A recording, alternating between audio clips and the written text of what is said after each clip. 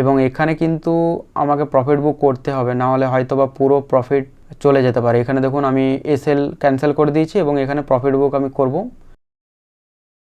তো গাইস এরপর দেখুন এখানে আমি এন্ট্রি নেব। আমার এখানে পারফেক্ট সেটআপ তৈরি হয়েছে। এই যে অপশানের যে ক্যান্ডেলটা দেখতে পাচ্ছেন রেড ক্যান্ডেল, তো এই ক্যান্ডেলটা যখনই গ্রিনে কনভার্ট হবে তখনই কিন্তু আমি এখানে এন্ট্রি প্লেস করব। তো জাস্ট ওয়েট গাইস, মোটামুটি পারফেক্ট সেটআপ তৈরি হয়েছে। তো এখানে ওকে, তো গ্রিন তৈরি করে দিয়েছে, আমি এখানে এন্ট্রি নিয়ে নিয়েছি। এরপর আমি এখানে এসএল লাগিয়ে দেব, কারণ আমার যে সিস্টেম অনুযায়ী যে এসএল সেই এসএল আমি এখানে লাগিয়ে দেব। এখানে দেখুন ধান অ্যাপ্লিকেশানটা এই কারণে আমি ইউজ করছি, খুব ইজিলিভাবে এখানে মানে খুব কম সময়ের মধ্যে আপনি খুব তাড়াতাড়ি এসএল কিন্তু লাগাতে পারবেন। তো অন্যান্য যে অ্যাপ্লিকেশান এত ভালো ফিচার্স নেই, তো এই কারণের জন্য আমি ধানে শিফট হয়েছি। এখানে দেখুন আমি এখানে এসএল লাগিয়ে দিচ্ছি। এবার মোটামুটি 4 পয়েন্টের মতো এসএল থাকবে গাইস। এখানে এসএল লাগিয়ে দেব, ঠিক আছে। এখানে এসএল লেগে গেছে গাইস,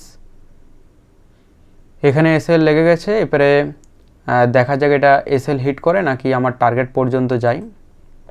দেখুন ছোট এসএল, কিন্তু প্রফিট একটু বড় নেব।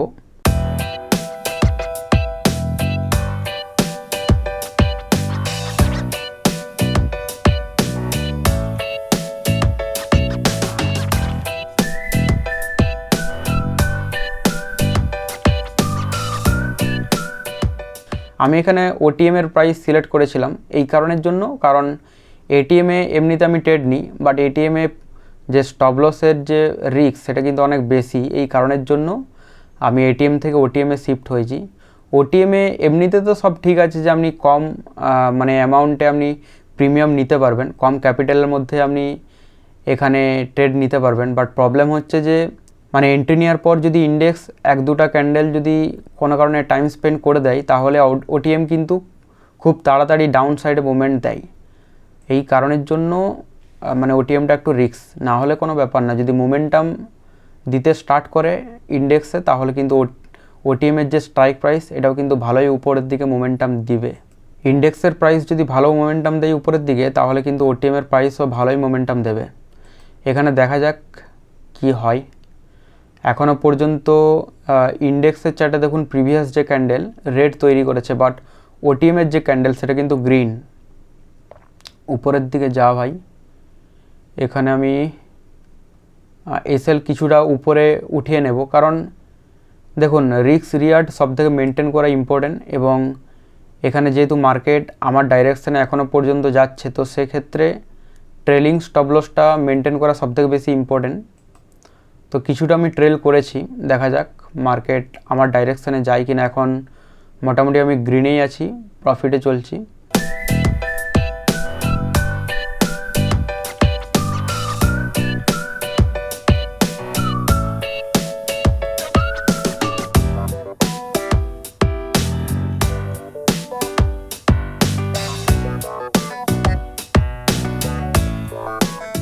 এখানে আমার পারফেক্ট সেটআপ তৈরি হয়েছিল এবং এই কারণের জন্য এন্ট্রি নিয়েছি। তো এখন দেখুন মার্কেটে মোমেন্টাম স্টার্ট হয়েছে গাইস। এখানে ইন্ডেক্সের ক্যান্ডেলও মোটামুটি মোমেন্টাম স্টার্ট করেছে এবং ওটিএম কিন্তু ভালোই মোমেন্টাম দিচ্ছে। দেখুন এখানে গ্যাপ আপ ওপেন হয়েছে এবং ভালোই মোমেন্টাম আসছে। 100 টাকার উপর এখন প্রফিটে চলছি। তো আমি কিছুটা স্টপ লস কিছুটা ট্রেল করব, যেহেতু মার্কেটে আমার ডাইরেকশানে যাচ্ছে।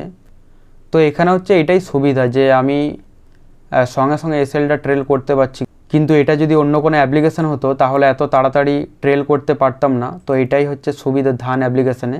তো ধান অ্যাপ্লিকেশান যদি আপনার না থেকে থাকে, আপনি ডেসক্রিপশানে গিয়ে একটা অ্যাকাউন্ট বানিয়ে নিতে পারেন, ডেসক্রিপশানের লিঙ্ক দেওয়া আছে।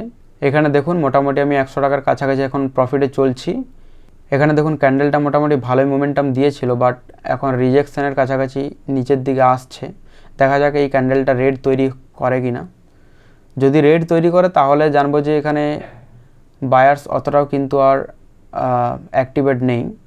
দেখা যাক আর একটু এলেই আমার টার্গেট পর্যন্ত চলে আসবে এবং এখানে আমি কিন্তু প্রফিট বুক করে নেব। মোটামুটি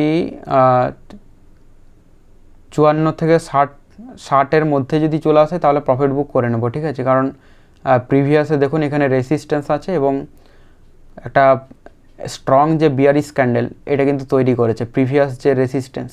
তো এই কারণের জন্য আমি এখানেই প্ল্যানিংটা করব যে এই জায়গায় কিন্তু আমি প্রফিট বুক করে নেব। এখানেও যদি আমি হোল্ড করে থাকি তাহলে কিন্তু হতে পারে বড় রকম একটা লস হয়ে যাওয়ার পসিবল রয়েছে। আর ওটিএমে বিশেষ করে এটাই হচ্ছে ব্যাপার যে এটিএমে ট্রেড নিলে তো কোনো ব্যাপার ছিল না, কিন্তু ওটিএমে একটু হাই রিস্ক। কোনো কারণে যদি ইন্ডেক্স এখানে গিয়ে টাইম স্পেন্ড করে দেয় তাহলে ওটিএমে যে ক্যান্ডেলগুলো খুব ফাস্ট ডাউন সাইডে মোমেন্টাম দিতে পারে, তাহলে পুরো যে প্রফিট সেই প্রফিটই কিন্তু চলে যেতে পারে। এই কারণের জন্য আমার টার্গেট পর্যন্ত এলেই আমি এখান থেকে এক্সিট করে যাব। এখনও পর্যন্ত মোমেন্টাম কিন্তু ভালোই দিচ্ছে গাইস। এখানে দেখুন 200-250 টাকার মতো আমি এখন প্রফিটে চলছি। ক্যান্ডেল তো ভালোই ক্লোজ করেছে এখানে মোটামুটি আমার টার্গেটের কাছাকাছি চলে এসেছে গাইস। এরপর আমি এখানে প্রফিট বুক করব। এখানে প্রথমে যে এসএলটা দেওয়া আছে আমার এটাকে আগে ক্যান্সেল করতে হবে। ক্যান্সেল করার পর কিন্তু প্রফিট বুক করব। মোটামুটি আমার টার্গেটের কাছে চলে এসেছে এবং এখানে কিন্তু আমাকে প্রফিট বুক করতে হবে, না হলে হয়তো বা পুরো প্রফিট চলে যেতে পারে। এখানে দেখুন আমি এসএল ক্যান্সেল করে দিয়েছি এবং এখানে প্রফিট বুক আমি করব। এখানে আমি ক্লোজ করে দিয়েছি গাইস। এখানে দেখুন আমি প্রফিট বুক করে নিয়েছি, আপনাদেরকে অর্ডার সেকশনে গিয়ে দেখিয়ে দিচ্ছি।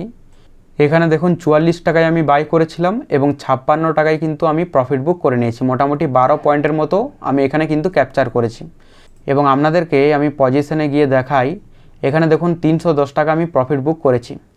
তো মোটামুটি আজকে ভালোই ক্যাপচার হয়েছে এবং রিস্ক ইয়ার্ডও ভালোই ছিল। তো ওকে গাইস, পরবর্তীতে আমি আবারও যদি লাইভ ট্রেড করি অবশ্যই আমি আপনাদেরকে শেয়ার করব। সেই জন্য অবশ্যই চ্যানেলটিকে সাবস্ক্রাইব করে রাখতে ভুলবেন না। দেখা হচ্ছে পরবর্তী ভিডিওতে, ততক্ষণ ভালো থাকবেন। Bye bye guys.